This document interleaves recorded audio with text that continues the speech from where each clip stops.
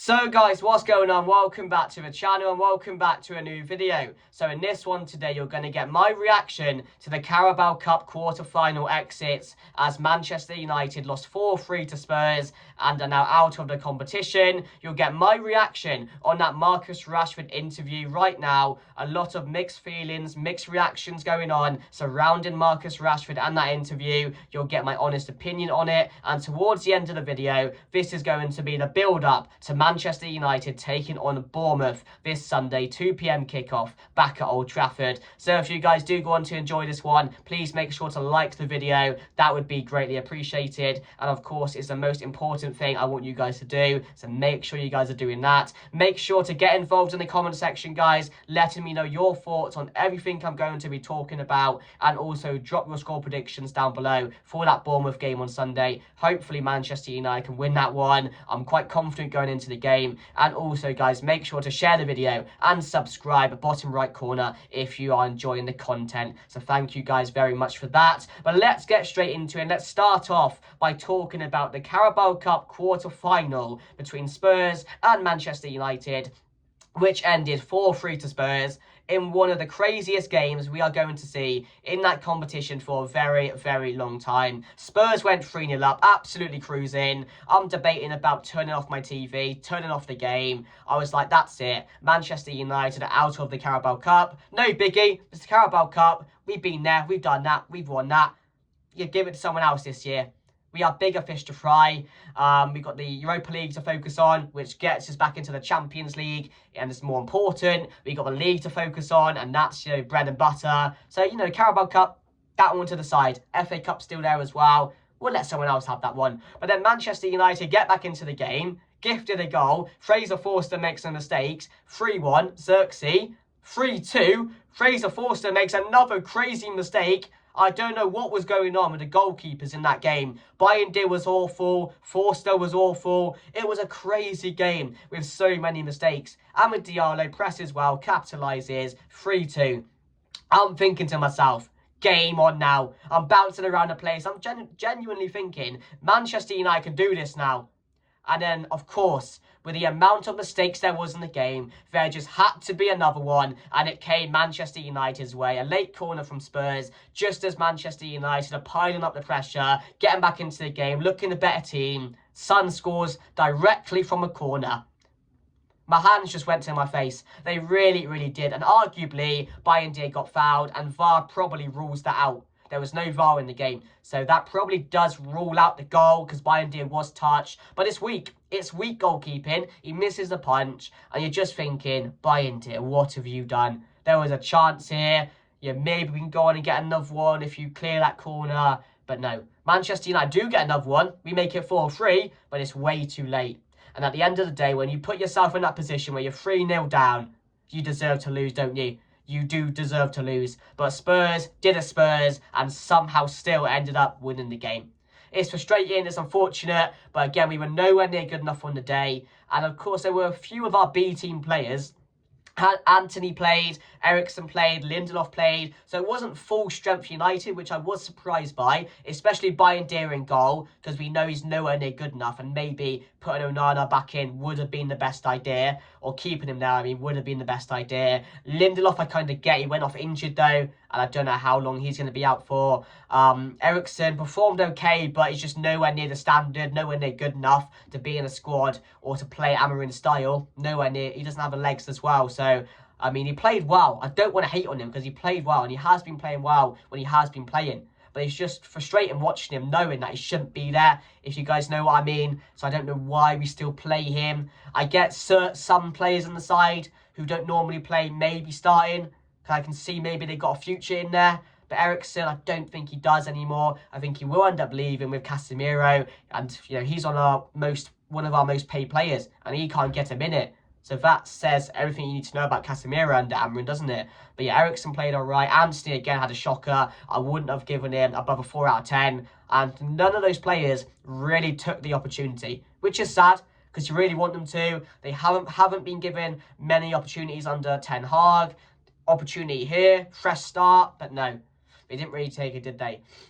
But some standouts from the game, Lenny Yoro played really, really well, and he's got a bright future ahead of him with Manchester United, and I can see why Real Madrid were chasing him. I got some stats from the game from Lenny Yoro: 92% pass accuracy, 9 duels contested, 6 duels won, 4 tackles attempted, 3 tackles won, 3 clearances, and 3 interceptions. He had a really, really good game, and his stats have been around that area for the games he has been playing so far recently for Manchester United. So, very consistent player. As I said, he's a bit of a Wan-Bissaka, Varane type of player in one. He's really good. He's fast as well. He knows when to go to the ground. He wins his duels. He's a very, very good up-and-coming young talent, which we need to protect and make sure we have in our team going forward, because he is going to be a superstar. And also, Ugarte was really good on the day as well. And another player who is improving game by game. And this is what I said about him being one of our most important players under Amorim, because he's played under him before. He knows what Amorim expects out of Ugarte as well. So there's that communication there between them. They know what to expect from each other. So I'm looking forward to seeing how they get on into the future, because those two have a real good partnership. So I'm excited to see. Now, I don't have his stats on here, guys, but he did have another really good game, and his stats were really impressive. Højlund, again, didn't have the best of games, but again, Højlund's getting better as well. He's not losing the ball as much, and Amorim's done really well to improve his side of the game with that, especially because the goals are there. The runs in behind are there. Yeah, the attacking threat is there. It's just keeping the ball and, laying it off and just holding up play for others to come into the game. And this is what I'm seeing Rasmus Højlund really improve with. So I'm really happy with that. Any other standouts? Dalot, again, the quality on the left-hand side is still very questionable. And the amount of space he has out there, if we had someone like Kirkes, someone like Anthony Robertson, isn't it, from Spurs, someone like that with a bit of quality about them, we maybe score a few goals in that game. And we get more out of that left-hand side. We're just not getting that from Dalot at the moment.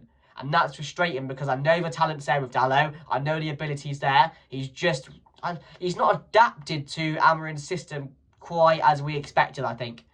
Because he was a key player last year. We expected the same this year. But maybe that position is a massive question mark, which we need to look into. And Amorim, I think, will be looking into that position in the January transfer window. So, Mazraoui played well. Martinez, again, another one who lost too many duels. He just looks a yard off it, doesn't he? And he has been looking a yard off it the games he's been playing this season. He looks a shadow of himself. I don't know why that is. A back three system suits Martinez perfectly, playing in this back three. So why is it not working? This is what we need to figure out. Has the injury affected him this much? I don't know, guys. I really, really don't know. But he's not been playing well as well. So there were a few good players, or good performances in the game. But overall, as I said, when you put yourself in a position where you go 3-0 down to 3 mistakes, which again is just a story of the season so far since Amorim has been here. It was what we're seeing on the pitch, the way we're set up, the way we're defending, the way we're winning back the ball. It's getting so much better. Building up possession as well, game by game. I'm seeing a massive improvement in that. If we cut out the mistakes, we win a lot more of these games. That's all it is. It's simple mistakes because of a lack of quality. That's all it is in some of these players, which is costing us games. So that's the most frustrating thing at the moment, which Amorim does need to fix. But we'll have to see what happens, guys. But now, guys, let's talk about the Marcus Rashford interview. And I wanted to pick out just one quote, which he said. One quote, which I was surprised by, to be fair, because I didn't see it coming. And apparently it was an unscheduled interview as well. Sorry about this. Unscheduled interview. So the club didn't know it was happening. Rashford did this on his own accord, which again I do think is wrong. It's wrong. It's a lack of respect to the club. It's a lack of respect. You have these problems. If you're thinking what you're thinking and you want to say it out loud to someone, go and do it to the manager. Go and let him know. The one guy you see every day. The one guy that coaches you. Go and tell him. Don't go out and go and tell Henry Winter about it. Because that's not going to solve anything. And he's putting all the spotlight back on Marcus Rashford, like he has done several times.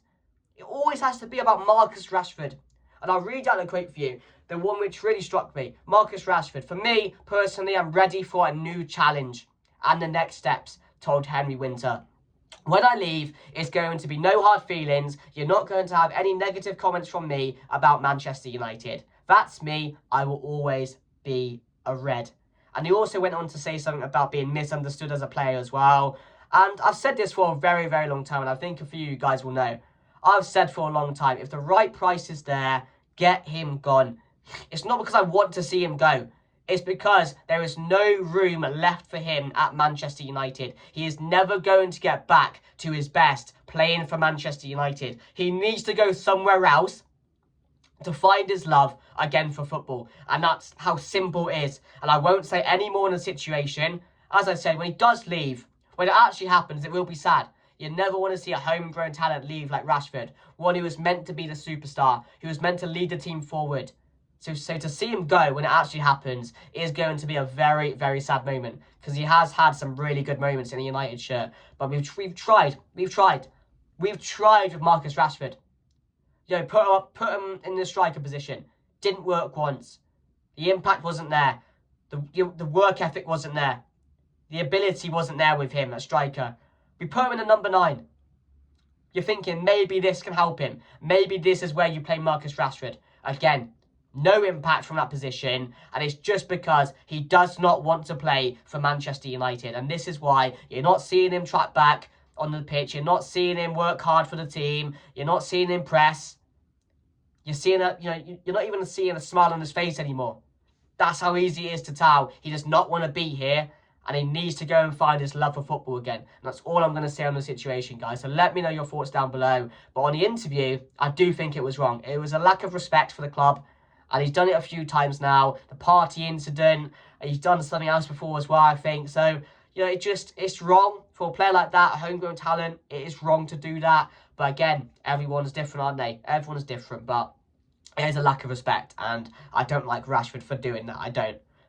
If he's ready for a new challenge. I mean, if he wanted to stay at Manchester United, he wouldn't have said that. It's as simple as that. So let me know your thoughts down below. But now, guys, let's move on to Sunday's game. Manchester United taking on Bournemouth. And if you look at the table, guys, it's not as bad as we think it is, really. And at the moment, yeah, it's not about results for me at the moment.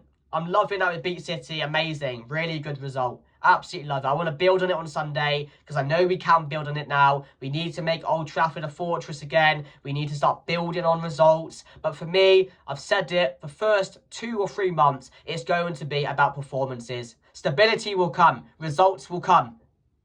There'll be a time when Manchester United get past this storm and we'll win 5 or 6 games in a row. There'll come a time. But for me right now, we need to focus on adapting to the system and getting it right, getting it perfect. And we're seeing game by game Manchester United improving massively. And that's really, really good to see, because that's all I said I wanted. Game by game, build on this formation, build on this style of play, and, you know, become a unit again. That's what we need. Become a unit again, play for each other, work hard, and that's what we're seeing on the pitch game by game. Amarin is seeing the progress. We're seeing the progress game by game. As I mentioned earlier, the building up possessions getting a lot better. We're a lot more patient on the ball. We don't rush anymore. It's just some mistakes which are letting us down. But there's still so much to improve on in this style of play. We still have a long way to go to get it to perfection, and this is what the rebuild's about. Of course, you need the players for it. You know, he's a good manager, but you also need good players on the pitch. And in the January transfer window, I do think there'd be business done. I do. That's just my honest opinion. That's what I'm feeling right now. I do think maybe 1 or 2 players might come in. 3 or 4 players might leave. You have to see what happens, guys. But as I said, stability will come, but it's just about now seeing those performances on the pitch. And I'm really happy with what I'm seeing. And I haven't been saying that for a very, very long time. So that's really good to see. But yeah, Bournemouth, they're going to be tough opposition. They're a good side and they're a good manager. Now they have some quality players in there. Semenyo, that Evan Nilsson guy they signed is a real threat. Who else do they have in there? What's his name? Anthony, Jaden Anthony, I think it is. Is he there now?